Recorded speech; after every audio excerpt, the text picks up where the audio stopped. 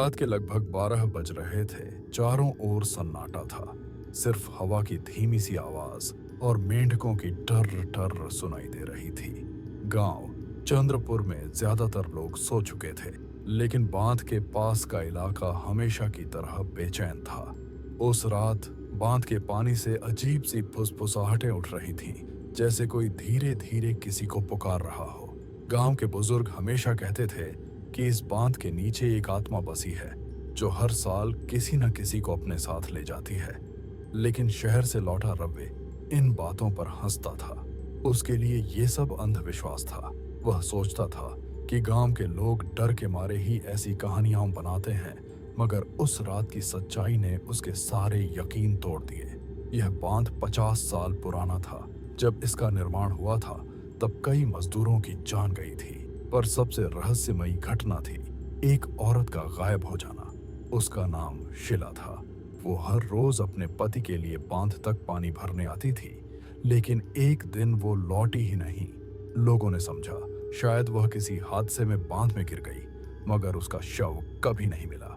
उस दिन से बांध के पानी में अजीब घटनाएं होने लगीं। लोग कहते कि रात में किसी औरत के रोने की आवाज आती है, और अगर कोई उस आवाज के पीछे जाता तो कभी लौट कर नहीं आता। पहले लोग मजाक उड़ाते थे, पर जब 3 लड़के माधव, कमलेश और हरि एक रात रोमांच के लिए बांध पर गए और उनमें से 2 लौटे ही नहीं, तब गांव में खौफ फैल गया। हरि ने जो देखा उसने सबको हिला दिया था। वह कांपते हुए बोला था। वो पानी से निकली थी, उसके बाल गीले थे और उसकी आंखें लाल। उस दिन से बांध का नाम शिला बांध पड़ गया। रवि, जो अब शहर से इंजीनियरिंग पढ़कर लौटा था, इन सब बातों को झूठ मानता था। उसने कहा, भूत नहीं होते, ये सब डर है। लेकिन उसकी मां ने चेतावनी दी, बेटा उस बांध से दूर रहना, वहां कुछ है जो इंसान नहीं। रवि मुस्कुराया और बोला, मां डरना बंद करो, मैं सबूत लाऊंगा कि वहां कुछ नहीं। 3 दिन बाद गांव में अफवाह फैली कि बांध के पानी में किसी औरत की आकृति दिखी है। किसी ने कहा वो शिला की आत्मा है। रवि ने तय किया कि वो आज रात बांध जाकर देखेगा। आधी रात टॉर्च और कैमरा लेकर वो निकल पड़ा। आसमान में काले बादल थे, हवा में ठंडक थी। जैसे जैसे वो बांध के पास पहुंचा, माहौल भारी होता गया। पेड़ों की टहनियां ऐसे हिल रही थीं जैसे कोई अदृश्य चीज वहां से गुजर रही हो। पानी की सतह पर हल्की सी धुंध तैर रही थी। उसने टॉर्च की रोशनी बांध पर डाली, कुछ नहीं दिखा। फिर अचानक उसे लगा जैसे कोई उसके पीछे है। उसने पलटकर देखा, कोई नहीं, लेकिन हवा का झोंका उसके कान के पास से गुजरा और एक फुसफुसाहट सुनाई दी। क्यों आए हो मेरे बांध में? रवि का दिल धड़क उठा। उसने कहा, कौन है वहां, सामने आओ। तभी पानी में लहर उठी और एक धुंधली आकृति उभरी। सफेद कपड़े, खुले बाल, झुका हुआ चेहरा। रवि ने घबराकर टॉर्च फेंक दी और अंधेरे में वह आवाज फिर आई, तुम मुझे क्यों ढूंढ रहे हो? रवि ने कांपती आवाज में कहा, तुम कौन हो? जवाब मिला, जिसे तुम लोगों ने बांध में दफनाया बिना शरीर के। मैं वही हूं, शिला। रवि पीछे हटने लगा। उसके पैर फिसले और वो मिट्टी में गिर पड़ा। तभी पानी की धार तेज हो गई, जैसे बांध अपने आप खुल गया हो। रवि उठने की कोशिश कर रहा था, लेकिन उसके चारों ओर धुंध गहराने लगी। उसने देखा वो औरत अब पानी से बाहर आ चुकी थी। उसकी आंखें अब लाल थीं और उसके होंठ ऐसे कांप रहे थे जैसे वह कुछ कहने वाली हो।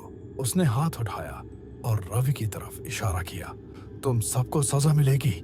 उसकी आवाज बांध के पानी में गूंज उठी। अगले दिन सुबह गांव वाले जब बांध के पास पहुंचे तो वहां रवि की टॉर्च और उसका फोन पड़ा था, पर रवि गायब था। पुलिस ने बांध में गोताखोर उतारे, लेकिन कोई निशान नहीं मिला। गांव में फिर डर का माहौल फैल गया। कुछ लोगों ने दावा किया कि उन्होंने रात में बांध के ऊपर सफेद साड़ी वाली औरत को देखा। कुछ ने कहा कि उन्होंने रवि का नाम पुकारते हुए किसी को रोते सुना। पुजारी हरिहर ने फैसला किया कि अब इस श्राप को खत्म करना होगा। उन्होंने पूजा रखी और कहा कि अगर बांध में आत्मा है तो आज उसे मुक्त करेंगे। शाम को पूजा शुरू हुई, दीपक जलाया गया, लेकिन हर बार तेज हवा उसे बुझा देती। पुजारी ने तीसरी बार दीपक जलाया और मंत्र पढ़ना शुरू किया। तभी बांध के पानी से बुलबुले उठने लगे, जैसे किसी ने नीचे से सांस छोड़ी हो। अचानक एक चीख गूंजी, लंबी, डरावनी और दर्द से भरी। बांध के पानी से सफेद धुंध उठी और एक स्त्री की आकृति बनी। गांव वाले चीख कर भाग गए। पुजारी डर के मारे वहीं जड़ हो गया। वह बोली, मुझे क्यों बुलाया? क्या मुझे फिर बांधोगे? उसकी आवाज में दर्द और गुस्सा दोनों थे। पुजारी ने कांपते हुए कहा, मैं तुम्हें मुक्त करने आया हूं। वह हंसी, एक ऐसी हंसी जो हवा में कांपती रही। मुक्ति अब नहीं, जब तक ये बांध है मैं हूं। और फिर वो आकृति पानी में समा गई। उसी पल बांध से एक जोरदार धमाका हुआ। गेट अपने आप खुल गए और पानी गांव की तरफ बहने लगा। सब कुछ डूब गया। जब सब शांत हुआ, बांध के किनारे सिर्फ एक पुराना दीपक जल रहा था। उस दिन से बांध का रंग कभी साफ नहीं हुआ। उसमें हमेशा धुंध तैरती रहती थी। लोग कहते थे उसमें अब दो आत्माएं हैं, शिला और रवि। दोनों बांध की रखवाली करते हैं। रात के 12 बजे अगर कोई वहां जाता है तो उसे कोई फुसफुसाकर कहता है, वो लौटा नहीं और अब तुम भी नहीं लौटोगे। समय बीतता गया, पर शिला, बांध की कहानी हर पीढ़ी तक पहुंची। बच्चों को चेतावनी दी जाती कि शाम के बाद बांध के पास मत जाना।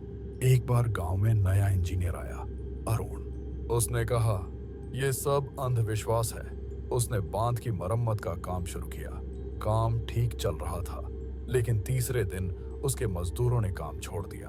उन्होंने कहा कि रात को किसी ने उनका नाम पुकारा था। अरुण ने सबको झूठा बताया और खुद बांध पर निगरानी करने गया। रात गहरी थी। जब वह बांध पर पहुंचा तो उसे लगा कि पानी में कोई हिल रहा है।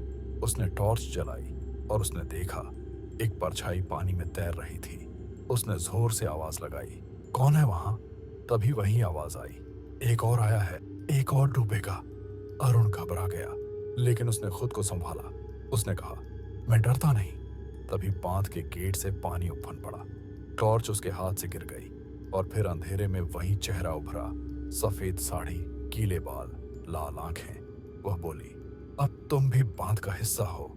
अगले दिन अरुण नहीं मिला। उसका हेलमेट पानी में तैरता मिला। गांव वालों ने तय किया कि अब बांध को कोई नहीं छुएगा।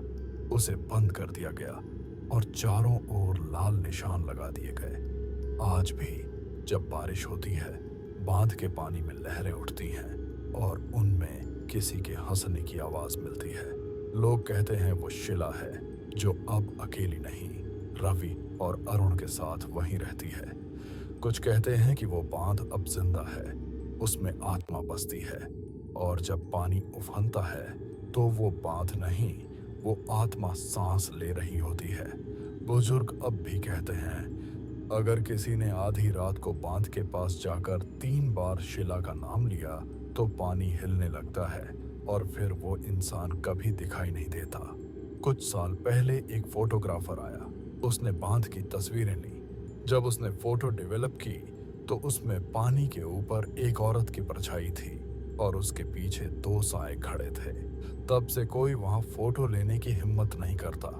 गांव आज भी उस बांध को देखता है, मगर पास जाने की हिम्मत कोई नहीं करता, क्योंकि सब जानते हैं वो बांध अब सिर्फ पत्थर और पानी का नहीं रहा, उसमें आत्मा है, गांव की बांध की आत्मा, जो अपने अगले शिकार का इंतजार कर रही है।